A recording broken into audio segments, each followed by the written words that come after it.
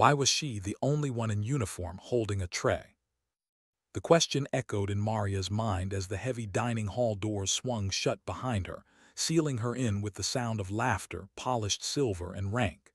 Steam rose from the coffee pots she balanced, the smell of roast beef and starch filling the air. Around her, every seat gleamed with brass and authority.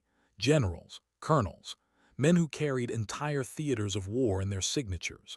And then her, a staff sergeant, invisible, standing in the corner like a misplaced shadow. She tightened her grip on the tray. Her jaw ached from clenching too long. 12 years in uniform, 2 combat deployments, 3 commendations, and somehow, here she was, serving lunch. The irony burned hotter than the coffee. "Move faster, Sergeant." Captain Dixon's voice sliced through the chatter like a blade. He didn't look at her, just adjusted his cufflinks and returned to his conversation with another officer. Maria nodded silently. She knew better than to respond. Her voice, firm, reasoned, steady, was the very thing that had gotten her here in the first place.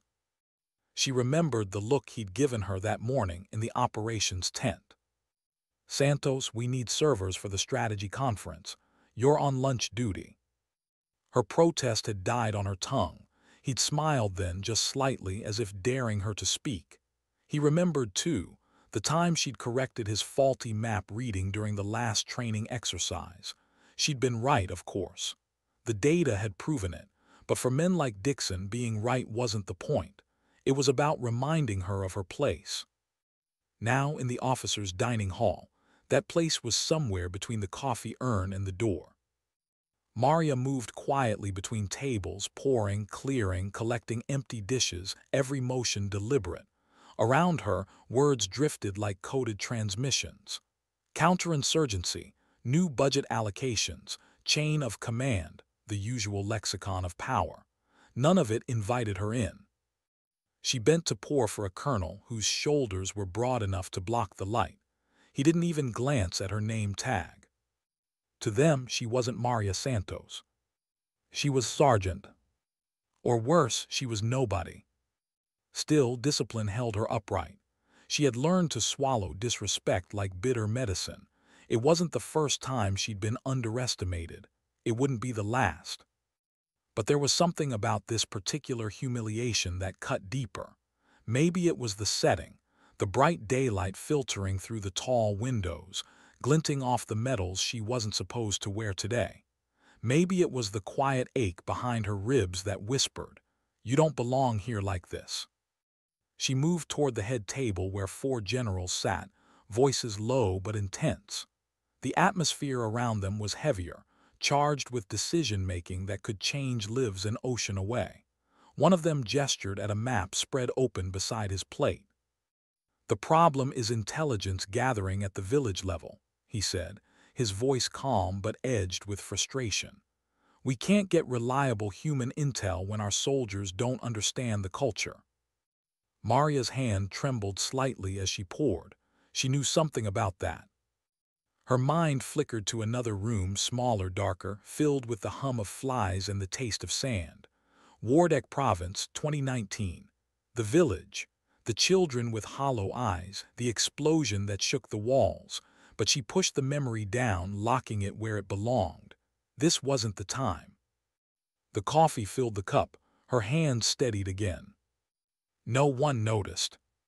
No one ever did. When she turned to leave, her eyes brushed the map on the table. She recognized the terrain, steep valleys, cut-off roads, clusters of stone huts. She'd seen it before, from the inside, not from a satellite. But it wasn't her place to speak. Her orders today were simple: serve, smile, stay silent. She took one step back, ready to fade into the background again, when the scrape of a chair froze her in place. "Sergeant." The voice was sharp, commanding. Instinct snapped her to attention before her brain caught up. "Yes, sir." The general speaking was silver-haired, eyes piercing blue beneath heavy brows. His gaze didn't waver. He wasn't looking at her face, or not just her face. His eyes dropped to her chest, and for a heartbeat she braced for the usual kind of scrutiny, the kind that made her skin crawl. But then his expression changed. His focus narrowed. Is that a silver star? For a moment Maria didn't process the words. The room went still. Forks paused mid-air. Even Dixon, standing across the room, stopped mid-sentence. Maria's hand instinctively went to her uniform, brushing the small ribbon just above her heart. She'd almost forgotten she was wearing her full dress blues. She hadn't meant to. Dixon's orders had come so fast she hadn't changed out of it. Yes, sir. Her voice came out softer than she intended. The general pushed back his chair and stood, the sound echoing in the silence. For what action? Her pulse quickened. Every pair of eyes in the room turned toward her. Even the air felt heavy now. Dixon's glare burned into her back. Maria hesitated. She hadn't spoken about that day in years. Wardak Province, Afghanistan, sir, she said finally, her voice barely above a whisper. 2019. The general's eyes widened, and something like recognition flashed across his face. He turned to the others at the table. Gentlemen, this is the soldier I was telling you about. Murmurs rippled through the room. The analyst who held off an enemy assault, while coordinating the evacuation of 37 civilians and a special forces team. Maria felt the ground tilt beneath her. She hadn't realized anyone outside her old unit even remembered. That mission had nearly killed her, and most of it was still classified.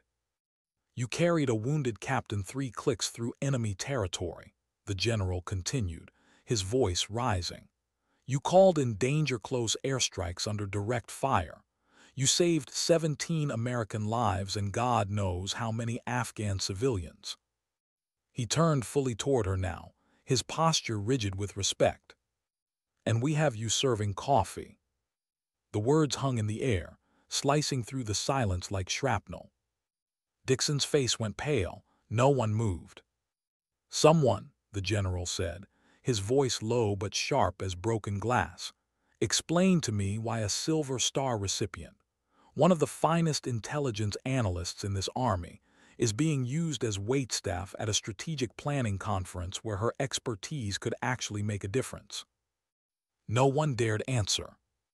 The silence stretched, long enough for Maria to hear her own heartbeat. Sergeant Santos, the general said finally, gesturing to an empty chair at the head table, please sit down. We need your insight on village-level intelligence operations. He glanced around, and someone else can pour the damn coffee. A nervous laugh flickered somewhere near the back of the room, but died quickly. Maria hesitated. The tray in her hands suddenly felt heavier than any weapon she'd ever carried. Her legs trembled as she set it down. Every instinct screamed at her to keep her head down, to stay small. But another voice, quiet, steady, familiar, rose inside her, the same one that had kept her alive in the hills of Wardak. You've earned your place. She walked toward the head table. Dixon's eyes followed her, cold, furious. She could almost hear the gears turning in his mind, calculating how this would look on his report. For the first time in months, she didn't care. The general extended his hand as she approached. General Marcus Webb, he said, loud enough for the entire room to hear. I've read your after-action report, Sergeant. It's an honor to finally meet you. Maria took his hand. The grip was firm, sincere. Thank you, sir. He nodded once, his expression softening. And on behalf of the United States Army, I apologize that you've been treated with anything less than the respect you've earned. Something broke inside her then, quietly, invisibly. Not pain, not pride. Something deeper, like the slow release of a weight she'd carried too long. She sat down at the table. The room shifted around her. The generals leaned in, asking questions about her methods, her insights, her experience with local interpreters and cultural networks. She answered each one, calm and precise, her voice steady now. She spoke not as a server, not as a subordinate, but as a soldier. As the conversation flowed, Maria caught her reflection in the polished silver pitcher beside her. The ribbons, the insignia, the faint scars that lined her knuckles. Those weren't decorations. They were evidence, proof that she belonged here. And yet beneath the pride, another emotion stirred, something she couldn't quite name, because recognition, however overdue, didn't erase what had been done. Outside, sunlight filtered through the tall windows, spilling across the table. She watched it trace over her medals, turning the silver star into a mirror of light. For the first time in a long time, Maria Santos didn't feel invisible. But she also knew this moment wasn't about her. It was about every soldier who'd been told to serve when they were meant to lead. The desert doesn't remember your name. That was what she'd learned first. You could fight, bleed, save lives, but by morning the wind erased it all. The sound of rotors still haunted her dreams sometimes. The rhythmic thump that came just before dawn, when the sky over Wardak turned the color of bruised gold. That morning had started quiet, deceptively so. "Movement North Ridge," Corporal Easton had whispered, scanning the horizon through his scope. Maria was crouched beside him on the roof of the abandoned schoolhouse, the morning chill biting through her fatigues. She adjusted the tablet on her lap, data feeds flickering across the screen, signal intercepts, movement patterns, village transmissions. Her job wasn't to shoot. It was to see, to make sense of chaos before it reached them. "Copy that," she murmured. "Confirm if it's local or hostile." Easton squinted. Too organized for local herders, could be scouting party. Maria frowned. She'd been analyzing comms chatter all week, something about an upcoming strike, a promise of revenge after an American convoy passed through the valley. She flagged it in her report, urged command to move the evac earlier. The request had been denied. Insufficient confirmation, they'd said. Now that denial had a face, a formation of armed men threading through the rocky ridgeline like shadows. She switched to the secure comms channel. "Command, this is Analyst Santos at Bravo Outpost. We have visual confirmation of armed movement approaching from the North Ridge. Estimated 30 plus, possibly more behind cover." Static, then a voice she recognized, Lieutenant Carter, her field lead. "Copy, Santos. We're prepping for evac. Hold position and maintain eyes." "Sir, recommend immediate extraction of civilians from the lower compound. If they breach the ridge, we'll be cut off." "Negative, Sergeant. That order comes from higher up." She clenched her jaw. "Sir." "Hold your position." The comms clicked off. She stared at the horizon, at the dust cloud now forming behind the ridge. She didn't need satellite data to know what was coming. Wardak's silence was deceptive like that. It always came before hell. Down below in the courtyard, children were playing beside the well, local civilians the U.S. had been protecting, families caught between insurgents and survival. Maria's chest tightened. They had no idea what was closing in. She dropped from the roof and sprinted toward the operations tent. The compound was small, a collection of mud walls and canvas stretched thin against a sky too wide for mercy. Inside, Captain Reynolds was bent over a map, barking orders. "Sir," Maria said, breathless, "they're coming down fast. We need to move those civilians." "I heard your report, Santos. The bird's 20 minutes out. We'll hold until then." She wanted to argue. She wanted to tell him that 20 minutes in Wardak was the difference between life and death. But before she could speak, the first explosion ripped through the valley. The ground shook, dust and screams filled the air. "Contact," someone yelled from the perimeter. Reynolds grabbed his rifle. "Positions, get those civilians to cover." Maria's instincts kicked in. She bolted back outside, shouting orders. "Get the kids inside the main building. Easton, take the north wall, suppressing fire only." Bullets tore through the courtyard, chipping stone and kicking up dirt. Maria ducked behind a Humvee, her ears ringing. She'd been in firefights before, but this felt different, too close, too sudden, too many of them. Through the haze, she spotted movement on the ridge, flashlights, glints of steel, coordinated fire. They weren't a disorganized militia. They were trained. She tapped her comms again. Command, we are under heavy fire. I repeat, heavy fire. Civilians on site. Request immediate close air support. Negative, Santos, came the reply.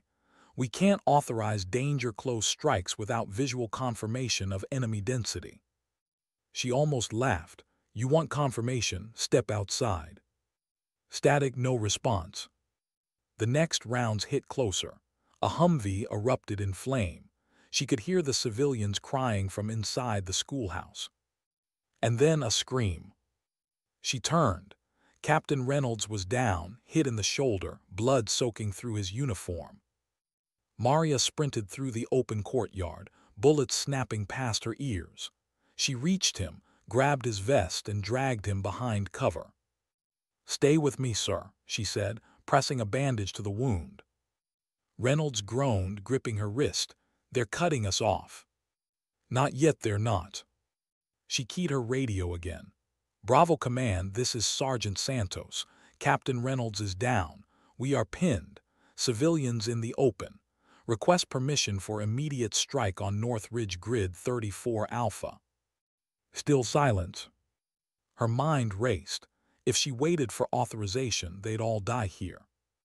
Her gaze swept to the children, faces streaked with tears, clutching each other behind shattered windows.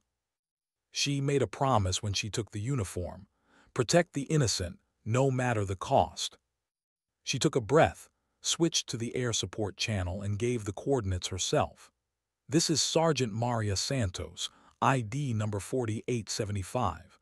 I am authorizing danger close strike on Grid 34 Alpha. Immediate fire mission. The reply came seconds later, a calm voice from the sky. Copy, Sergeant, cleared hot. She closed her eyes as the world erupted. The ridge vanished in a wave of dust and fire. The shockwave threw her backward. When the air cleared, the gunfire had thinned. The ridge was silent again. Maria staggered to her feet. Her ears rang. She could taste blood. But the civilians were alive. Easton's team was regrouping. Then she saw the smoke rising from the north perimeter, enemy vehicles, more than before. It wasn't over. She turned to Reynolds, who was barely conscious. We need to move, now. He tried to stand, faltered. She slung his arm over her shoulders and began dragging him toward the evac zone. Her muscles screamed with every step, but she didn't stop. 3 kilometers of open terrain stood between them and extraction. The sun was a burning coin overhead. Every breath scraped her lungs. Behind them, gunfire echoed again. She didn't look back. She couldn't. Her only focus was forward, one step then another. The radio crackled. Evac bird inbound, smoke for signal. Maria fumbled for a flare and fired it into the sky. Red smoke bloomed above the valley. The helicopter appeared like a salvation, blades chopping the air. Soldiers waved from the door. Come on, sir, stay with me. They stumbled through the final stretch as bullets chased them through the dust. When they reached the chopper, Maria shoved Reynolds aboard and turned to cover their retreat. The gunner opened fire, sweeping the hillside. Maria climbed in last, gripping the edge of the ramp as they lifted off. Below her, Wardeck burned in silence. She didn't speak for the entire flight. Reynolds lay beside her, pale but alive. Easton gave her a thumbs-up across the cabin, his eyes wide with disbelief. When they landed at the forward base, medics rushed Reynolds away. A colonel she didn't know pulled her aside. Sergeant, you disobeyed a direct order. She stood there covered in dust, sweat, and blood. Yes, sir. He studied her for a long moment. You also saved 37 civilians and a full Special Forces team. She said nothing. He nodded once. We'll review your actions. That was all. No praise, no ceremony, just paperwork. But that night, as she sat alone outside the tent, the desert wind brushing against her face, she felt something shift. She wasn't proud exactly, just certain. She made the right call, even if no one ever said it aloud. Years later, sitting in that officer's dining hall, the smell of coffee and polish filling her lungs, Maria realized the general had known that day's silence. He'd been one of the men in the operations command chain, the one who'd signed off on the Silver Star citation she never expected to see again. He remembered her, even when the desert hadn't. And that somehow meant more than any medal. Outside the tall windows, the sky was clear blue again, too peaceful, almost cruelly so. Maria's reflection looked back at her from the glass, the same woman who had walked through fire and sand, but now sitting among generals instead of crouching under gunfire.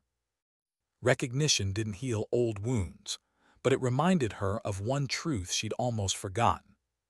Sometimes dignity doesn't shout, it survives. Why did silence feel louder than applause? The meeting had ended hours ago, but its echoes still lingered in Maria's chest like the aftershock of an explosion. The generals had left the hall one by one, murmuring their farewells to General Webb, nodding politely to her as they passed. Some looked curious, others embarrassed. None of them seemed to know what to say. She didn't blame them. They just learned that the woman who'd poured their coffee had once called airstrikes on a mountainside. Now the dining hall was empty, except for the clink of silverware being cleared away and the faint hum of the overhead lights. The smell of roast and coffee still hung in the air. Maria sat where Webb had told her to sit at the head table. Her posture was perfect, hands folded, eyes distant. The silver star caught the light every time she breathed. "You handled that well," a voice said behind her. She turned. General Webb stood near the door, cap tucked under one arm, expression thoughtful. His tone was softer now, less commanding, more human. "Thank you, sir," she said quietly. He studied her for a moment, then smiled faintly.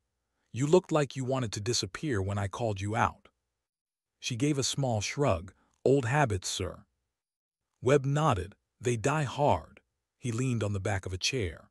"You know, I still remember reading that report. We lost contact for almost 20 hours. The extraction team thought no one survived.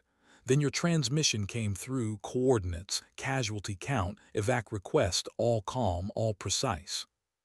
She looked down. "I was anything but calm." "That's what makes it remarkable." For a while neither of them spoke. Outside, the daylight was beginning to fade. Long shadows stretched across the polished floor, reaching toward the table where she sat. "I should thank you," Webb said finally. "You saved a lot of people that day, including one of my junior captains. He never forgot it." Maria's throat tightened. "Captain Reynolds." Webb nodded. "He's training officers now, retired from field duty. He still tells that story, though he leaves out your name." "That's how it should be," she said softly. Webb smiled again, but it didn't reach his eyes. "You're too humble for this institution, Sergeant." He placed his cap on the table. "Listen, I'm recommending your reassignment to strategic intelligence. You deserve a seat at the table, not a tray in your hands." Maria blinked. "Sir."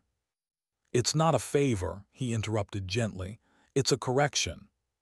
She nodded, unsure what to say. He straightened his uniform, preparing to leave. "Captain Dixon will be spoken to." The words sent a flicker of something sharp through her, not satisfaction, not quite relief, maybe something closer to justice, but it was tainted with unease. She didn't want revenge. She wanted respect to come from understanding, not punishment. When Webb left, the room felt colder. She sat there for a long time, staring at the untouched cup of coffee in front of her.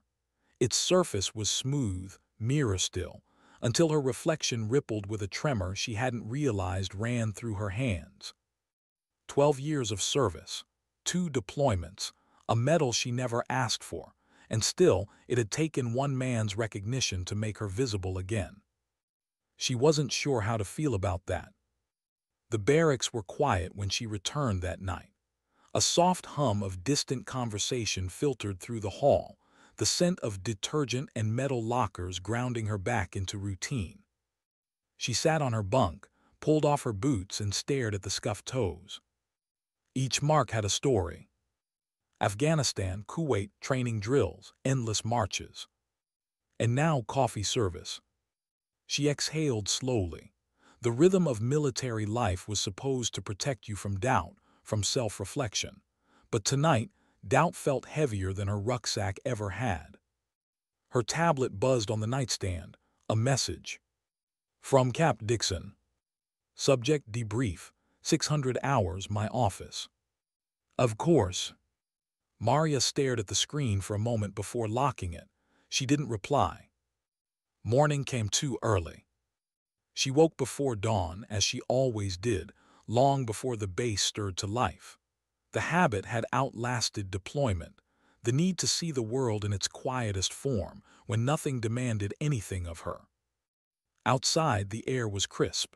She could hear the faraway whine of engines warming up on the flight line. The horizon glowed faintly pink. She jogged the perimeter once, letting her thoughts unravel with each step. She'd expected pride after yesterday, maybe vindication. Instead, she felt exposed, as if someone had peeled away the armor she'd built to survive the bureaucracy. Recognition was a spotlight, and she wasn't sure she wanted to stand in it. By 600, she was outside Dixon's office. The door was half closed. She knocked once. Enter. He was already at his desk, coffee steaming beside a stack of papers. His face was unreadable, practiced calm. Sit. She sat. He didn't look up for a moment, just turned a page. You made quite an impression yesterday. She said nothing. He leaned back in his chair, fingers steepled. General Webb was very vocal in his praise. He also suggested I apologize. Still, she said nothing. Dixon sighed. Let be clear, Sergeant. What happened yesterday doesn't change the chain of command. I understand, sir. But it does complicate things. He gave a thin smile. You embarrassed me in front of senior command. Maria met his eyes. That wasn't my intention. Intentions don't matter, Sergeant. Optics do. She held his gaze. With respect, sir, optics didn't save those people in Wardak. The words slipped out before she could stop them. The air tightened. For a moment, Dixon said nothing. Then he leaned forward. You're lucky Webb likes you. Otherwise, I'd be writing a very different report right now. She felt heat rise in her chest but forced her voice to stay even. Permission to speak freely, sir. He raised an eyebrow. Granted. You can write whatever report you want. But the next time you need someone to stand between civilians and a gunfight, I hope you find another server. The silence stretched. Dixon's jaw clenched.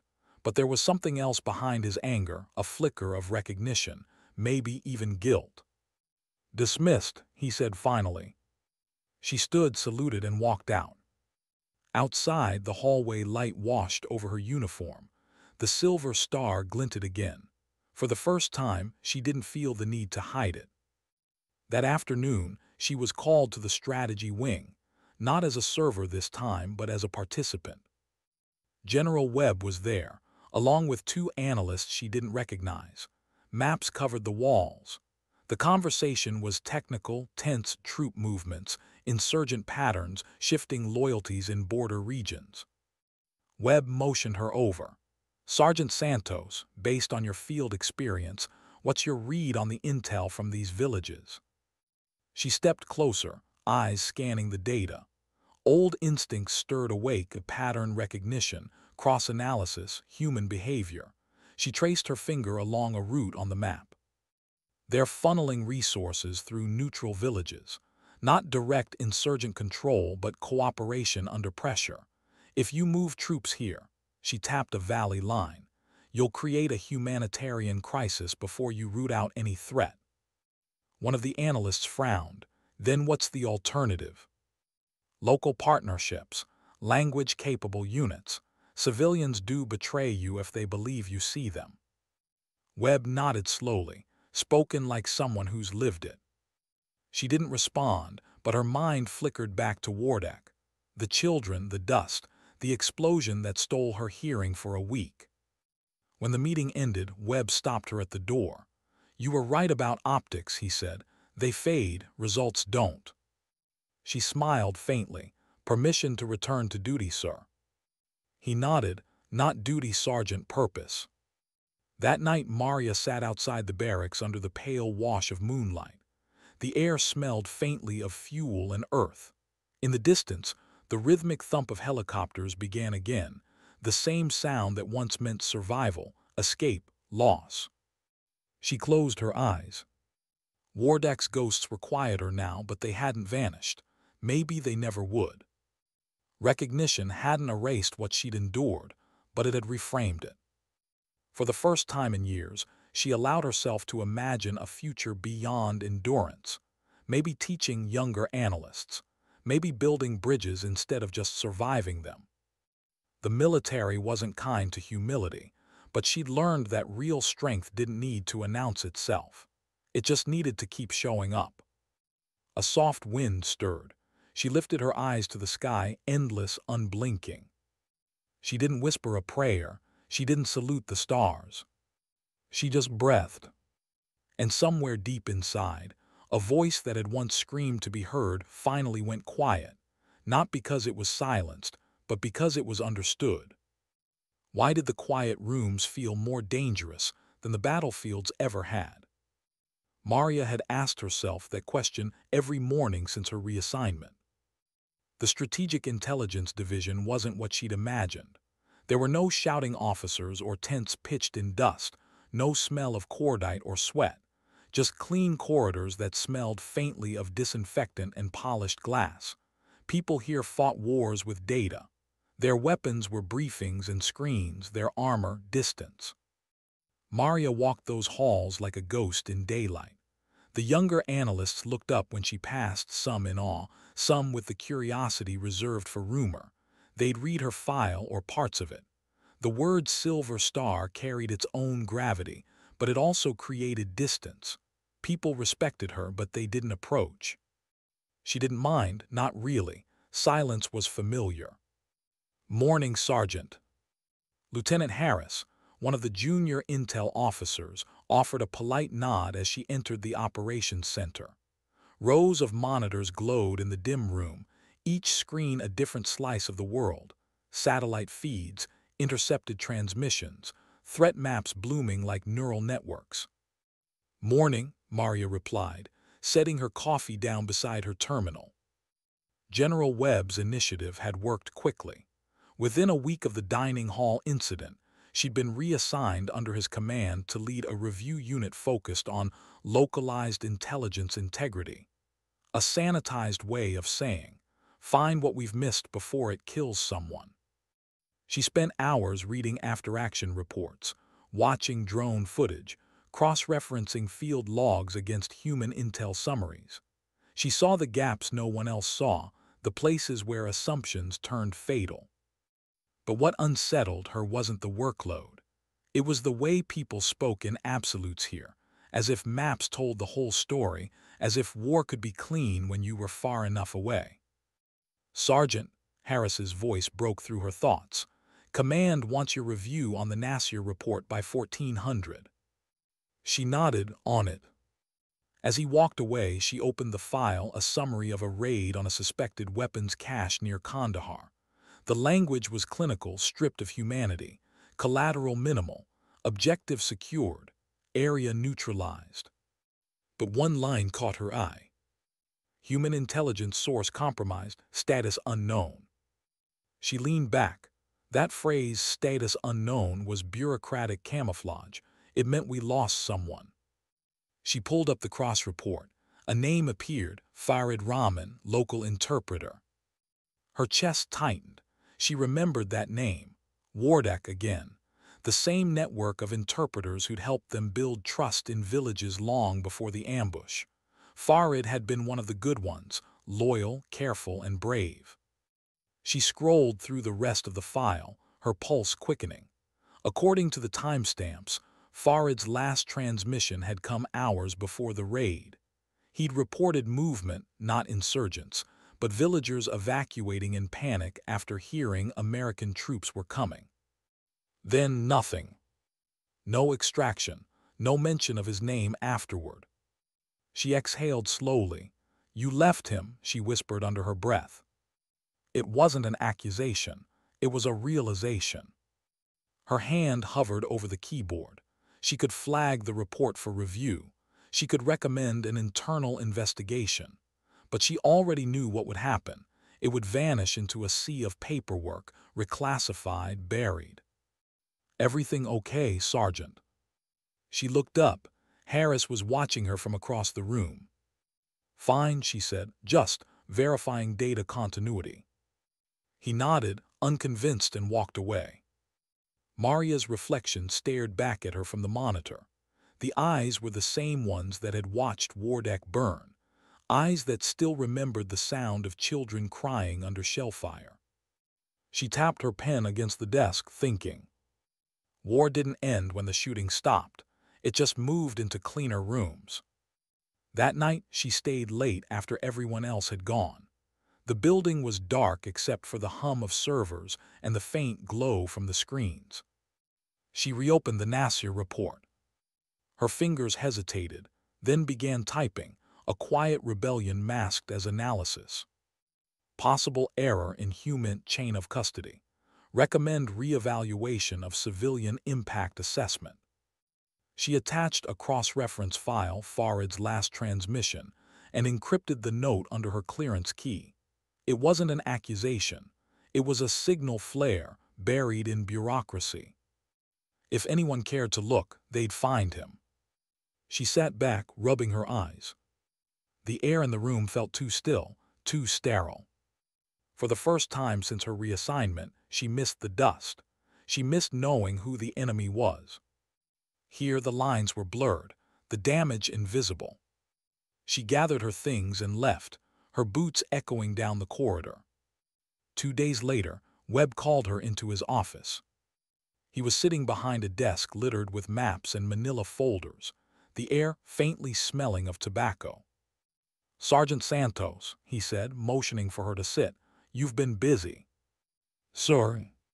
He slid a folder toward her, her note, her encrypted addendum. "I reviewed your audit. That was bold." She met his eyes. "Sir, the data didn't add up, the source." "Farid Rahman," he nodded slowly. "Yes, I remember him. You worked with his family in Wardeck." Her chest tightened. "Then you know he was trustworthy. He shouldn't have been written off." Webb exhaled. "You're right, but what you did, that kind of annotation raises attention at higher levels. Not everyone appreciates questions that lead to uncomfortable answers."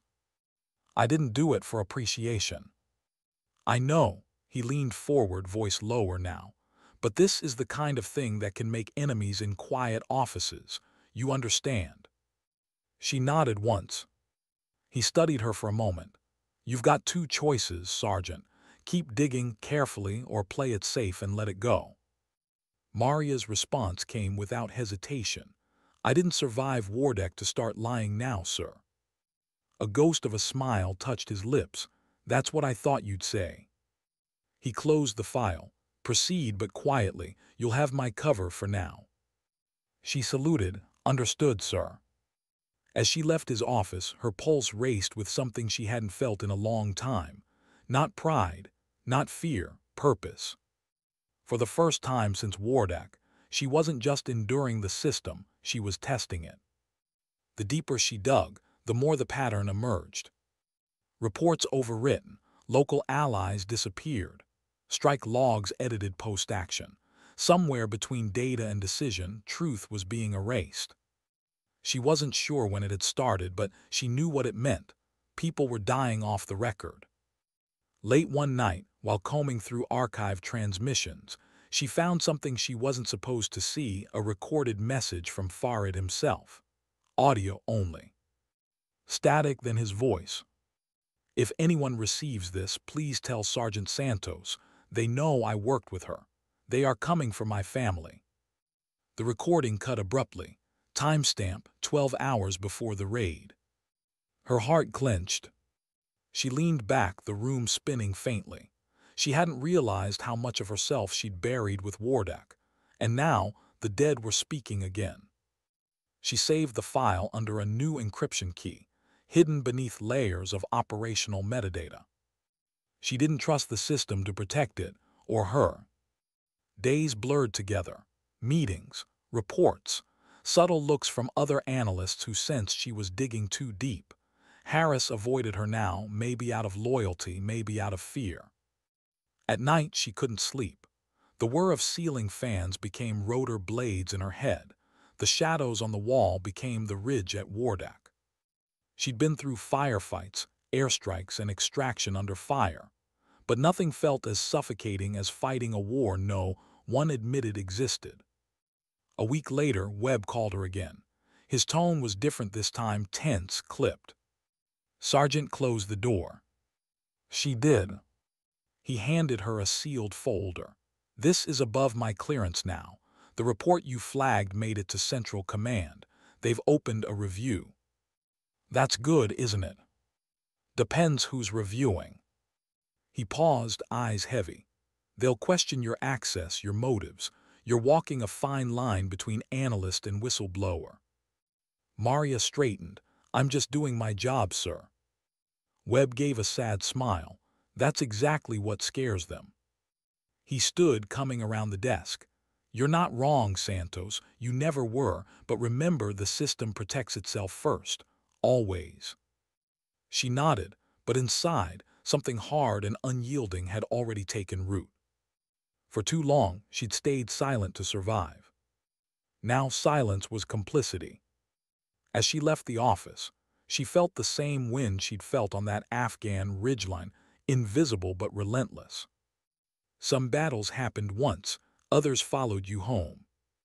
That night, as rain pattered softly against the window, Maria replayed Farid's recording one last time. The static filled her small quarters like ghosts, whispering in another language. Then softly, she said to the empty room, I'm not letting them erase you too. Outside, lightning flashed, silent, brief, brilliant. She opened a new report, began typing. Her words were steady, deliberate, unafraid. Because some medals weren't given for valor. Some were earned by telling the truth, even when no one wanted to hear it. Why was everyone suddenly careful around her? Maria noticed it first in the way conversation stopped when she entered the room. The subtle pauses, the glances exchanged between analysts, the screens that minimized a little too quickly. In the war zones, she had learned to sense danger before it arrived, a shift in the wind, a silence too deep. Here, it was bureaucracy that carried the same scent of warning. She sat at her terminal, eyes fixed on the latest intelligence updates, pretending not to notice. The hum of the servers was constant, the light from the monitors pale and cold. To anyone watching, she was just another analyst working through another endless set of coordinates and coded transmissions. But inside, every muscle in her body was tense. The file she'd sent, the one about Farid, had gone beyond General Webb's reach now. She knew that much. There had been no official reprimand yet, but the atmosphere had changed. Respect had turned into distance, deference into avoidance. Harris barely met her eyes anymore. The few colleagues who used to eat lunch with her now found reasons not to. Even the young tech specialist who'd once asked her about Wardak stopped saying good morning. Maria didn't take it personally. She took it as confirmation. Someone knew she'd been digging. She scrolled through the open report in front of her, the screen reflecting off her medals, small reminders of a truth too heavy to wear. She'd already learned once that bravery didn't always look like charging a ridge. Sometimes it looked like sitting alone at a desk while the system quietly turned against you. Her door access light flickered green to red, then back to green. A glitch maybe, but it made her pause. She saved her work and shut down her screen. Sergeant Santos, a voice called from behind. She turned to see Colonel Avery, one of the senior intelligence officers standing near the doorway. His smile was tight, controlled. "Colonel," she said, standing. "Walk with me." She followed him down the corridor. The fluorescent lights hummed above them. "I've been reading some of your reports," he said. "Impressive work, very thorough." "Thank you, sir." "Almost too thorough." The words were soft, but they landed like a blade. Maria didn't respond. He glanced sideways at her. "I appreciate initiative, Sergeant, but you've been crossing into files that don't concern your assignment. Farid Rahman, civilian impact assessments, unauthorized access technically." "I'm verifying incomplete data chains, sir. That's part of my directive." "Within reason." They stopped outside a conference room. Avery turned to face her, lowering his voice. "Off the record, Sergeant, there are parts of this job that don't survive too much scrutiny. You understand?" Her pulse quickened. "With respect, sir, I don't believe truth should be classified by convenience." His eyes hardened. "Be careful, Santos. You've already made powerful friends. Don't start making enemies to match them." Then he left her standing in the hall, the echo of his boots fading into silence. She didn't move for a long time. That night, Webb called. His tone was strained, quieter than usual. "You spoke with Avery?" "Yes, sir." He exhaled heavily. "He's on the oversight board. He's not happy." "I gathered that." A pause. "Listen, Maria, I can't protect you if this goes further. They'll frame it as a breach of protocol, misuse of classified data, anything they can to discredit you." "Sir, he left people behind. He doctored reports." "I know." Webb's voice was tight with frustration. "But knowing and proving aren't the same thing." Her silence stretched across the line. "You have to ask yourself," he continued, "how far you're willing to go, because once you pull this thread, there's no stopping it." Maria looked around her quarters, bare walls, neatly folded uniform, a medal glinting faintly under the desk lamp. She remembered the children in Wardak, the screams, the dust, Farid's voice crackling through static, asking her to protect his family. She didn't hesitate. "Then I pull it all the way." The next morning she arrived early. The building was nearly empty, the air still heavy with the night's silence. She accessed the secure archive again, this time tracing not just Farid's case, but the communications chain above it. Each file led to another, each name to a new clearance level. She found discrepancies in timestamps, directives signed hours before field reports were even submitted. Someone wasn't just covering up mistakes. Someone was rewriting history. She began printing key logs, encrypting copies to an external drive under her clearance code. Every sound, every printer whir, every hallway footstep made her heart pound harder. By mid-morning, the floor was buzzing with routine again. No one seemed to notice her, and that was both a relief and a warning. At noon, a security officer appeared at her desk. "Sergeant Santos." She looked up. "General Webb wants to see you, now." Webb's office felt colder than usual. He stood behind his desk, expression unreadable. The blinds were half closed, the light slicing the room into narrow bands. "Sit," he said. She sat. He slid a document across the table, her access log from the archives. "They're reviewing this." Someone tipped Avery off. Maria felt a chill crawl up her spine. "Sir, I was doing my job." "I know that." Webb rubbed his temple. "But it doesn't matter. They've initiated an internal audit." "On me." "On your activity, yes. But make no mistake, this is personal now." She sat straighter. "Are they trying to shut down the investigation?" "They're trying to shut you down." Webb looked at her for a long moment, his voice softening. "Maria, there's something I've learned in all my years wearing this uniform. The Army loves heroes, but only the kind it can control." She met his eyes. "And what happens to the ones it ca?" He didn't answer. The silence said enough. That evening, as the sun sank over the base, Maria walked the perimeter road alone. The air smelled faintly of rain. Somewhere far off, an aircraft lifted into the sky, its engines fatting into the clouds. She thought about Wardak again, about how fear felt there. It was physical, immediate, honest. Here it was subtle, hidden in emails and polite smiles. She preferred the bullets, at least they didn't lie. She stopped by the fence line, staring out toward the empty horizon. The world beyond was vast, unknowable, but the thought that haunted her wasn't the danger outside. It was what was being buried inside. 2 days later, Webb was called to headquarters for evaluation. By the next morning, his nameplate was gone from the door. Maria asked no questions. The answers were obvious. She spent the next week under observation, her work reviewed, her communications logged. Every file request was delayed, every clearance rechecked. Still, she kept working. She knew the risk now, but she also knew what inaction looked like. She'd seen it in the faces of those left behind. And then, late one night, an anonymous message appeared on her terminal. Subject: he didn't make it out. Attachment: audio file, 0112 Farid Post. Her pulse spiked. She played it. Static, then Farid's voice, faint and fragmented. They know I helped you. My family is gone. If this reaches you, don't stop. They'll pretend I never existed. Don't let them. The recording cut off. Maria stared at the screen until her eyes blurred. She knew what she had to do.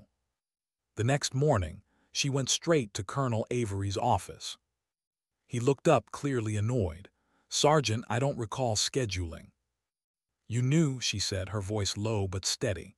"About Farid, about the civilians your raid killed. You erased the report."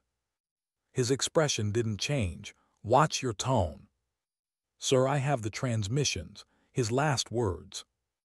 He leaned back, studying her. "Careful, Sergeant. Allegations like that could end your career." She took a step closer. "Then so be it." Avery's smile was faint, cruel. "Do you really think anyone will believe you over command? You're a non-commissioned officer with a record of insubordination and trauma exposure. You're a liability waiting for validation." Her jaw tightened. "I think the truth believes me, sir." They stared at each other for a long moment, the kind of silence that could collapse careers. Then she turned and walked out. That night, she sat alone in her quarters, staring at her uniform laid out on the bed. The medals gleamed faintly in the low light, proof of battles fought. One survived. But they couldn't shield her from what was coming. Her drive, her notes, the recordings, she packed them into a single encrypted file. Then she uploaded it to a secure, external channel, not military, not government, civil oversight. If they were going to bury the truth, she'd make sure it was buried somewhere the world could dig it up again. Her hands trembled slightly as she hit send. The file transferred. Complete. She sat back, exhaling slowly. No explosions, no alarms, just quiet. The kind of quiet that comes before everything changes. Outside, thunder rolled across the sky. Maria looked out the window at the rain starting to fall, heavy, cold, cleansing. She didn't know what tomorrow would bring. Suspension, discharge, maybe worse. But for the first time since Wardak, she wasn't afraid. Because courage didn't always survive on the battlefield. Sometimes it waited until you were completely alone. They didn't come for her right away. That was almost worse. For 3 days, nothing happened. No calls, no emails, no sudden knock at the door. Maria went to work like everything was normal, or as normal as life could be when every second felt borrowed. The silence was a kind of psychological warfare. The army didn't shout when it wanted to crush you. It just waited for you to start breaking yourself. Maria moved through her routine with mechanical precision: wake before dawn, run the perimeter, shower, uniform, coffee, desk. The same motions she'd lived for 12 years. Except now, the air was charged with something unseen. Her badge still worked at the gate. Her login still granted access. But the moment she entered the Strategic Intelligence Center, she could feel the weight of eyes on her. Conversation stopped mid-sentence when she passed. Emails arrived late, requests denied without explanation. Even Harris, who once treated her with cautious respect, couldn't meet her gaze anymore. The report she'd uploaded to the Civilian Oversight Channel had vanished from her sent folder. The confirmation receipt gone. For a moment, she wondered if it had even gone through. And then one morning, her computer screen flashed blue. Access revoked. Please contact your administrator. There it was. The first cut. She sat still for a long time, watching the cursor blink against the blank screen. She'd expected this, just not so soon. Sergeant Santos, a voice said behind her. She turned. 2 security officers stood by her desk. Their uniforms were crisp, their faces unreadable.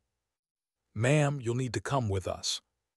No explanation, no accusation, just procedure. Maria rose slowly, smoothing her uniform. "Am I being detained?" "Standard review protocol, ma'am." She nodded. "Then let's review." They escorted her down the corridor to an interview room, small, windowless, humming with fluorescent light. The table was bare except for a recorder. An unfamiliar officer entered, Lieutenant Colonel Hayes, Civil Affairs Division. He smiled, but it didn't reach his eyes. "Sergeant Santos, appreciate your cooperation." She said nothing. He pressed a button on the recorder. "This is an informal administrative inquiry regarding a breach of data protocol. You understand this conversation is being recorded?" "Yes, sir." He opened a folder. "You accessed restricted archives outside your clearance scope. You distributed encrypted data to an unauthorized external network." "I submitted corroborative evidence to oversight," she corrected. He looked up. "That's one way to phrase it." Maria leaned back slightly. "What's the other way?" "Unauthorized disclosure of classified material. Potential violation of the Espionage Act." She felt a flicker of cold in her chest, but didn't flinch. "You're accusing me of espionage for reporting falsified field data." "I'm not accusing," he said calmly. "I'm documenting." "Then document this," she said, her voice steady. "Those falsified reports cost civilian lives. A local interpreter named Farid Rahman was executed because someone here doctored after-action logs to hide it." Hayes tapped his pen. "Do you have proof?" She hesitated. "The recordings, the metadata trail, you already have them." He smiled faintly. "You mean the files that mysteriously appeared on a civilian server before being removed for national security reasons. So they did go through." His expression hardened. "You've put sensitive intelligence into public channels, Sergeant. That's not whistleblowing, that's recklessness." Maria's eyes narrowed. "Truth isn't sensitive, sir. Only lies are." For the first time, his polite mask cracked. He turned off the recorder. "Let me give you some advice off the record, Sergeant. You're not a hero here. You're a liability. People like you, decorated, outspoken, difficult to control, don't last long in this environment. They'll make you disappear with paperwork." "I've disappeared before," she said quietly. "In Wardeck, we called it survival." Hayes stood collecting his files. "You've got 24 hours to report to administrative hold. Effective immediately, your clearance is suspended." "Under whose authority?" He paused at the door. "Colonel Avery." "Of course." When he left, the silence in the room was absolute. That night Maria sat alone in her quarters, the overhead light flickering faintly.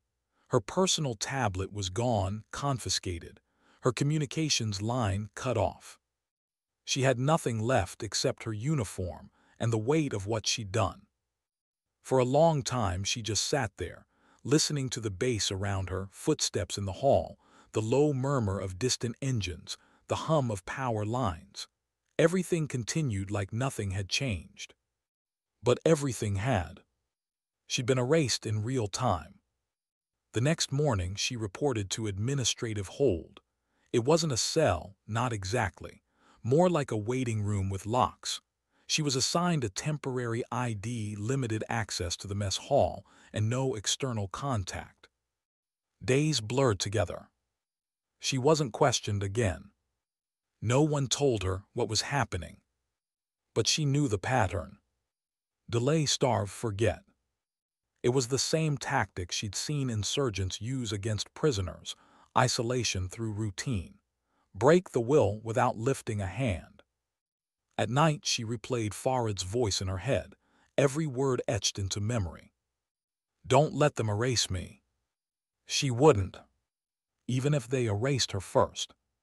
On the 5th day, she got a visitor. The guard opened the door. You have 10 minutes. Webb stepped inside.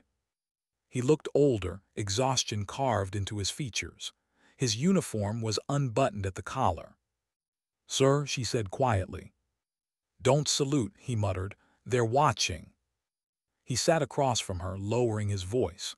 They're preparing charges. Data breach, misconduct, possible insubordination.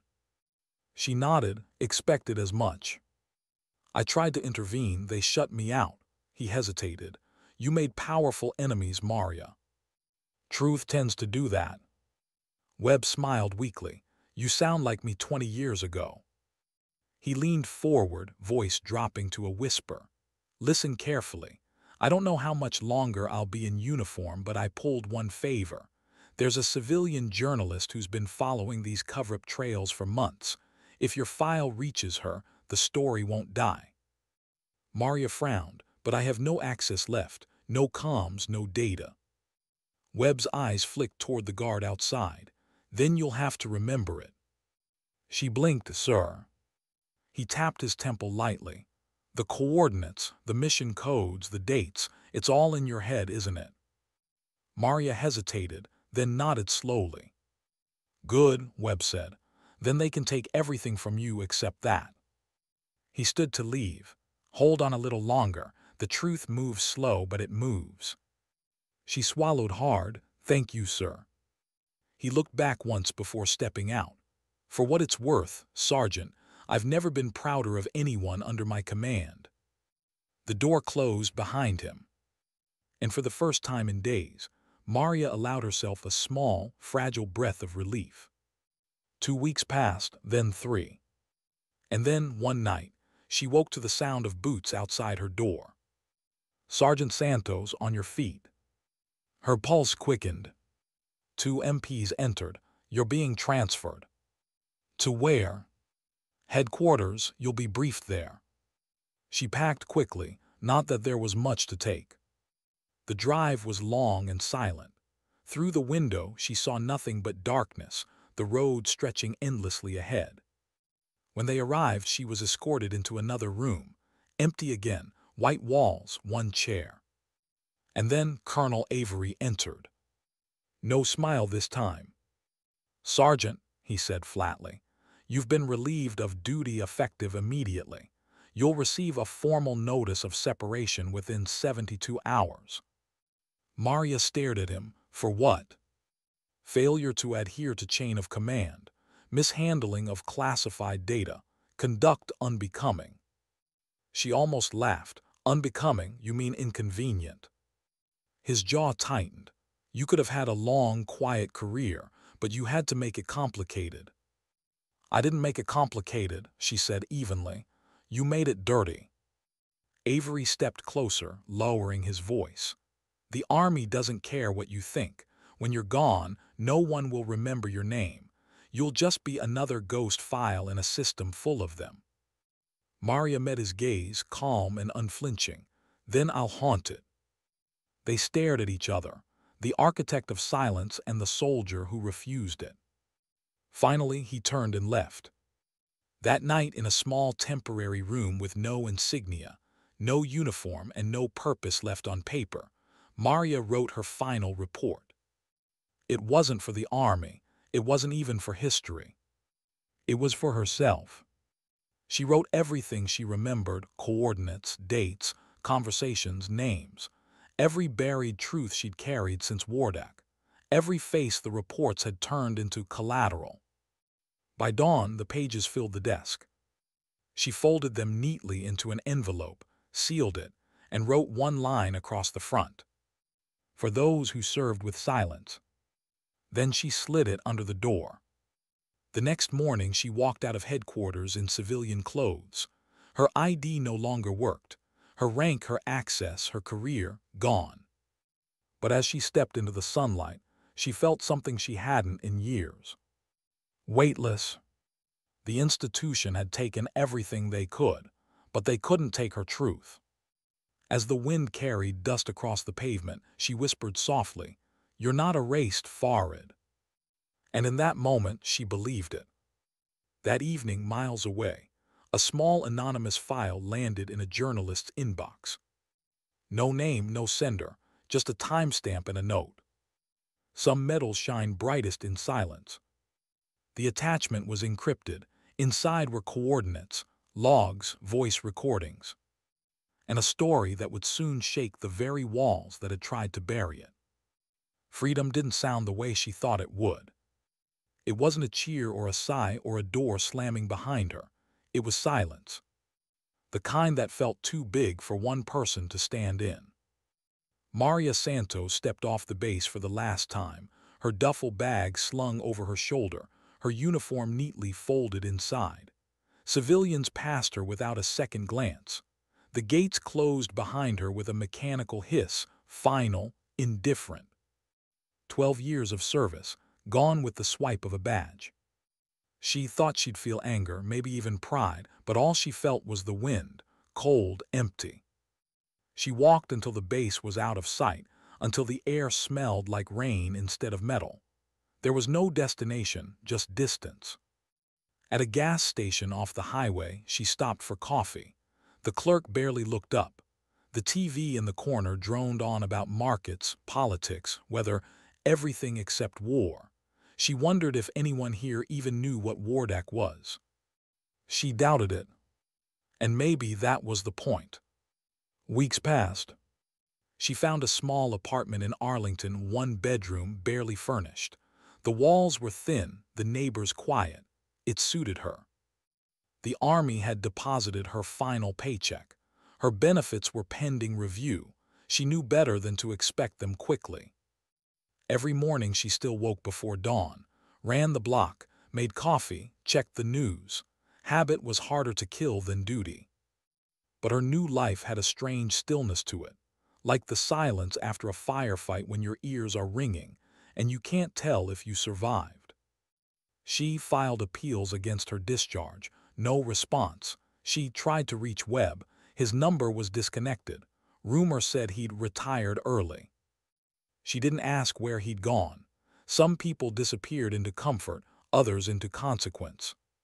Sometimes she caught herself touching the spot on her chest where the silver star used to rest. It wasn't there anymore. She'd left it behind. She didn't deserve to wear it, she thought.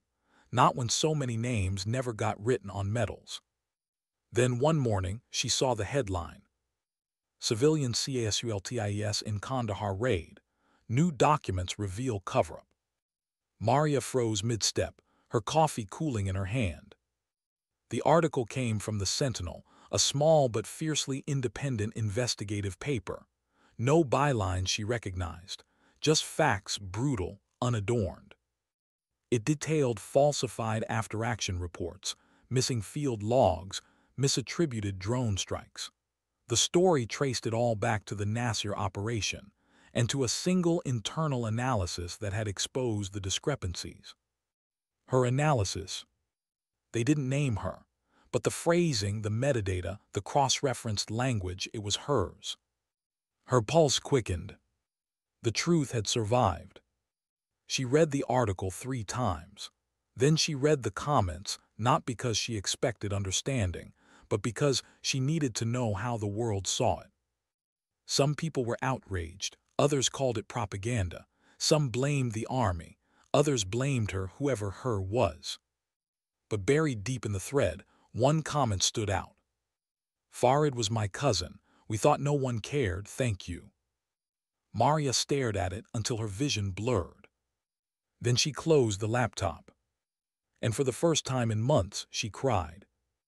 The story spread slowly at first, then gained momentum. Major networks picked it up. Politicians called for investigations. Command spokespeople denied any intentional wrongdoing. The usual dance. But something was different this time. For the first time in years, the public was paying attention. The words accountability and collateral damage appeared in the same sentence. People were asking the questions Maria had once whispered into silence. Her name was never mentioned, but she didn't care. This was never about being seen. It was about making sure others couldn't be erased. One night, she received an email from an unfamiliar address. Subject: thank you for not staying silent. Attachment: no file. Inside was a single line. They're reopening the Wardeck file. Her breath caught. She stared at the screen for a long moment, the glow of it reflected in her eyes. Wardeck. The place that had made her, the place that had broken her, the ghost she'd carried through every corridor, every battle, every briefing. If they reopened the case, really reopened it, maybe those ghosts would finally rest. But truth had a way of resurfacing with teeth. A week later, someone knocked on her door. It was late, nearly midnight. The sound made her pulse jump. She approached carefully, peering through the peephole. A woman stood outside, early 30s, rain-soaked and nervous. Civilian clothes, messenger bag slung across her shoulder. "Ms. Santos." Maria hesitated, then opened the door a crack. "Yes. I'm Lena Ortiz, the Sentinel. I wrote the Kandahar piece." Maria's stomach tightened. "How did you find me?" Lena smiled faintly. "You're good at hiding, but someone wanted you found." "Webb." A pause, then a nod. "He said you'd understand." Maria stepped aside, motioning her in. "You'd better come inside." They sat at the small kitchen table, two steaming mugs between them. Lena spoke first. "Your file wasn't just one report. There were dozens threads buried in archives, redacted names, missing timestamps. Someone was systematically cleaning up the truth." Maria nodded slowly. "Colonel Avery." "I've seen that name," Lena said, "but there's more. After your discharge, a handful of other analysts were reassigned or quietly pushed out. Same pattern. Anyone who asked too many questions vanished." Maria looked down. Classic internal containment. Lena leaned forward. "But they didn't expect Webb to leak parts of your encrypted logs before they took him off the board. He copied segments to a civilian backup. We got them 2 months ago." Maria's throat tightened. "He never told me." "He couldn't," Lena said softly. "They were watching him too." For a long moment, neither of them spoke. Rain tapped lightly against the window. Then Lena reached into her bag and pulled out a folder. "These are your words," she said, sliding it across the table. "Your voice. Every note, every annotation, every detail you wrote in those reports. We're preparing a full story, one that names everyone involved. But I need your permission." Maria stared at the folder. Her handwriting stared back, raw, direct, unmistakable. If she agreed, the world would know everything. If she refused, the truth would remain half-buried. But either way, her life as she knew it was already gone. She looked up. "What happens to Webb?" Lena hesitated. "He's under review, medical leave officially, but he's safe for now." Maria nodded slowly. "Then publish it." "Are you sure? Once it's out, they can't take it back." "They already took everything else," she said quietly. "Let them have the silence, I'll keep the truth." The article dropped 3 weeks later. This time, it didn't hide behind anonymity. The analyst who wouldn't disappear, inside the Army's secret data war. By Lena Ortiz. Maria's name was printed in black and white. Her photo, a simple headshot from her service file, stared back at her from the screen. She looked tired, human. The story tore through the internet like wildfire. Networks debated it. Officials scrambled for statements. Some called her a hero. Others called her a traitor. Her inbox filled with messages, hundreds of them. Veterans, civilians, families of interpreters, strangers who just wanted to say they believed her. But among them was one message that made her stop breathing. From unknown sender. Subject: he be proud. Body: Farid's family is safe. They left last year. Your words reached them. She read it 3 times, then set the phone down gently. The world outside her window blurred. For the first time in years, she felt peace. Not triumph, not vindication, just peace. But peace didn't mean safety. 2 days later, a black car parked across the street from her apartment. It stayed there through the night, headlights off, no movement. By morning, it was gone. She didn't call anyone, didn't tell Lena, didn't flinch. This was just another kind of war, the kind that didn't use bullets. She learned to live with those. Months passed. The storm of media attention eventually moved on, as storms always do. But the damage had been done, and so had the change. Congress ordered an inquiry into the intelligence chain. Avery quietly resigned. Several reports were declassified. No one said her name in those hearings, but every line of questioning carried her fingerprints. Maria didn't attend. She didn't need to. Instead, she found work teaching data ethics at a small community college, a quiet job, far from command structures and classified rooms. Her students didn't know her story. To them, she was just another instructor with steady eyes and a habit of pausing before she spoke, as if weighing every word. Sometimes they'd ask, "Why does integrity matter so much in intelligence work?" And she'd smile, not bitterly, just softly. "Because lies don't die," she'd say. "They multiply." One afternoon after class, a young woman approached her. "Professor Santos." "Yes." The girl hesitated. "My brother served in Wardak. He never came back. I just wanted to say thank you for not letting it disappear." Maria felt her throat tighten. He was one of the good ones, wasn't he? The girl nodded. Maria reached out, placing a hand gently on her shoulder. "Then the world remembers him now. That's what matters."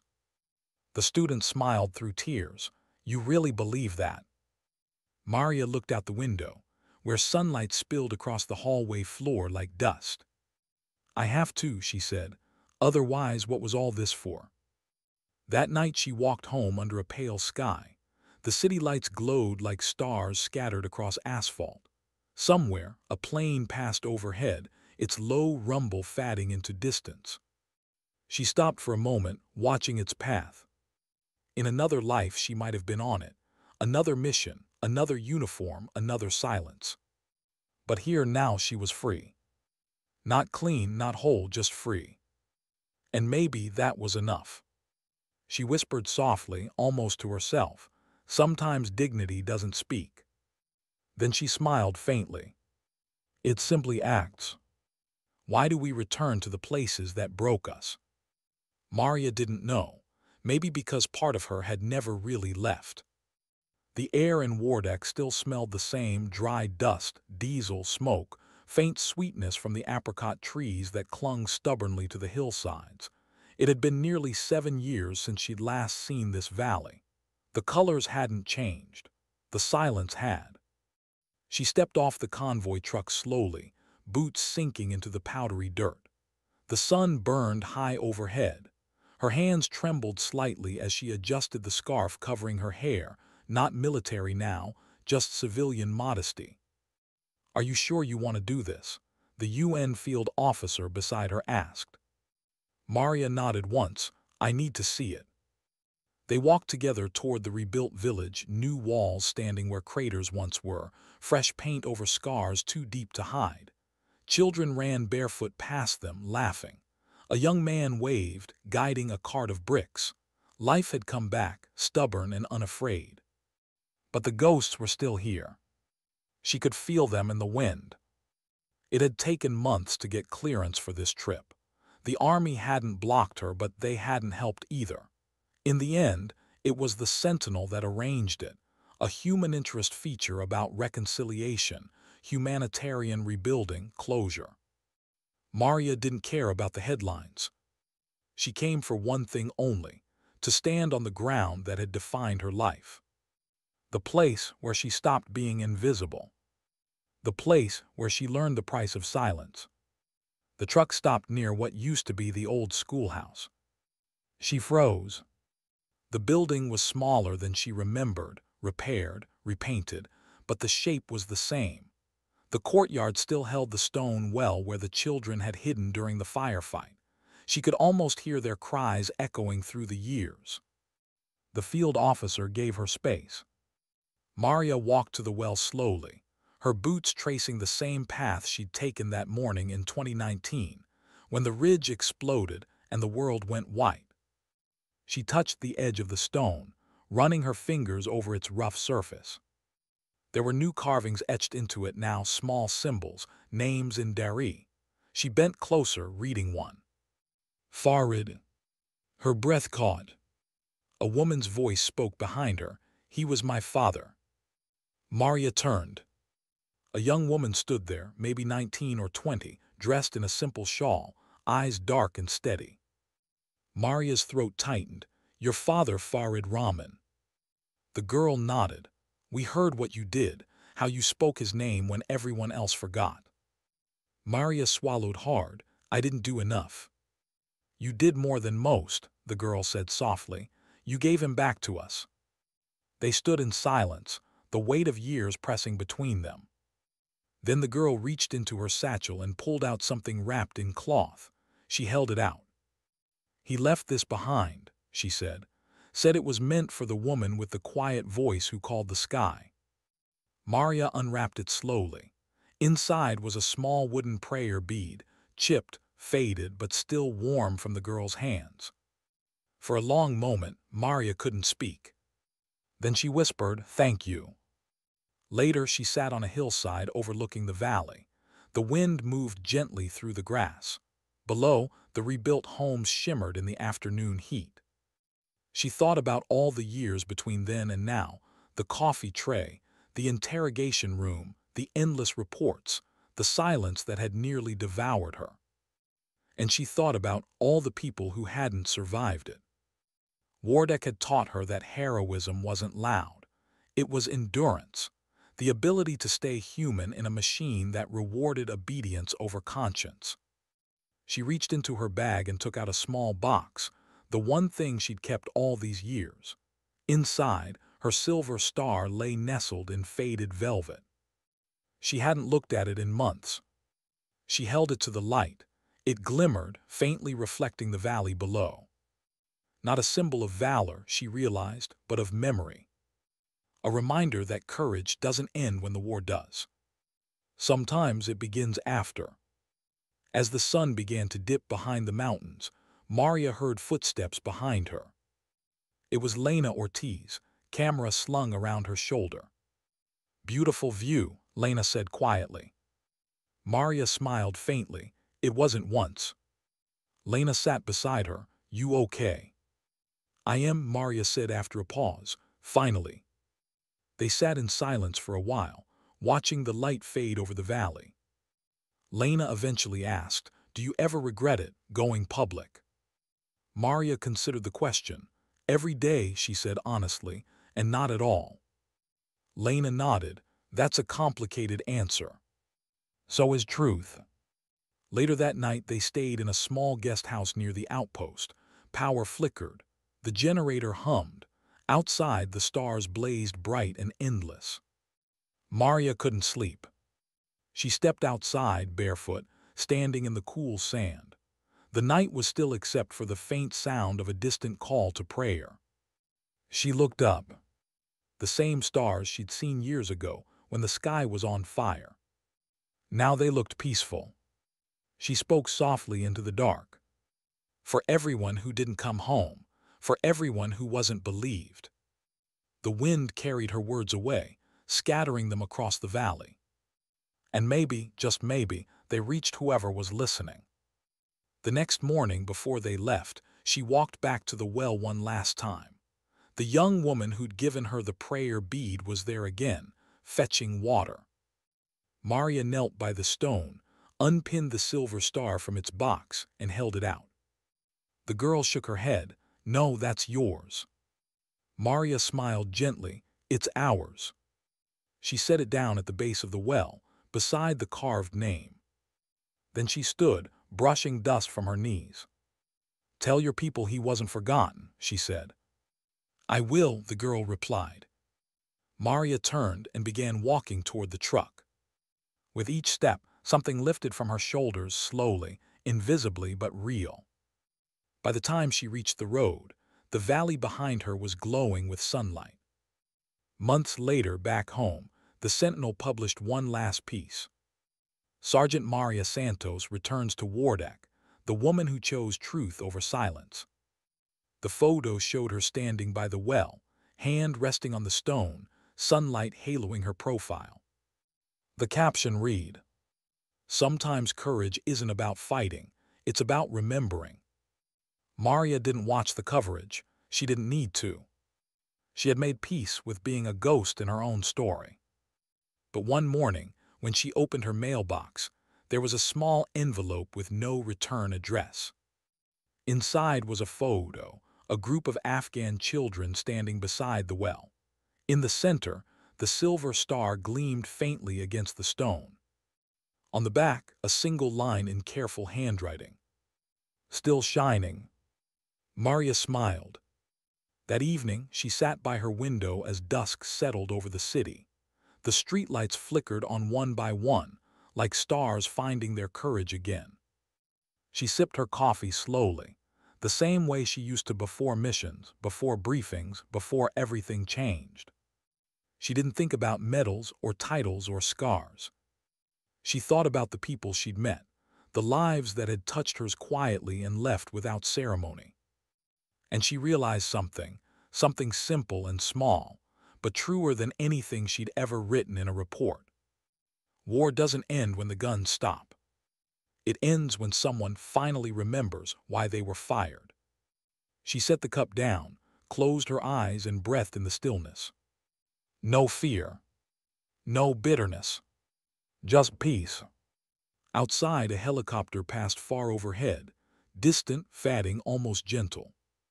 Maria listened until the sound disappeared into the night. Then she whispered, the words steady and final. "Sometimes dignity doesn't speak." She smiled faintly, looking toward the horizon. "It simply acts."